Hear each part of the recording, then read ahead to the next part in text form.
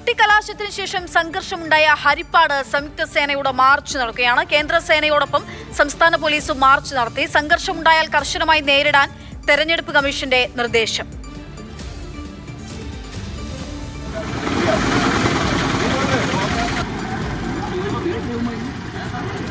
സംയുക്ത സേനാ മാർച്ചിന്റെ ദൃശ്യങ്ങളാണ് നമ്മൾ കാണുന്നത്. ഹരിപ്പാട് നിന്നും രഘുനാഥ് നാരായൺ വിവരങ്ങളുമായിട്ടുണ്ട്. രഘു, ഇന്ന് വൈകുന്നേരം കൊട്ടിക്കലാശം കഴിഞ്ഞതിന് തൊട്ടു പിന്നാലെ തന്നെ സംഘർഷത്തിന്റെ വാർത്ത റിപ്പോർട്ട് ചെയ്യപ്പെടുന്നത് ഹരിപ്പാട് നിന്നാണ്. പിന്നാലെയാണ് ഈ സംയുക്ത സേനാ മാർച്ച്. അത് സുരക്ഷാ മുൻകരുതലിന്റെ ഭാഗമായിട്ടല്ല, എന്താണ് വിവരങ്ങൾ?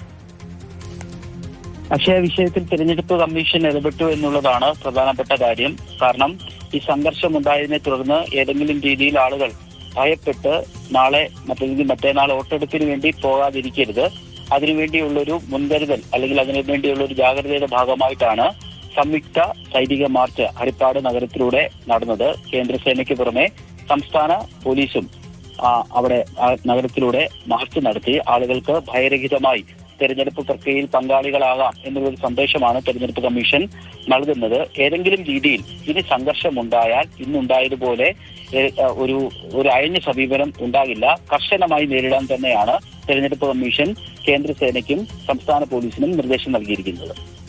ശരി, രഘുവാണ് വിവരങ്ങൾ നൽകുന്നത്.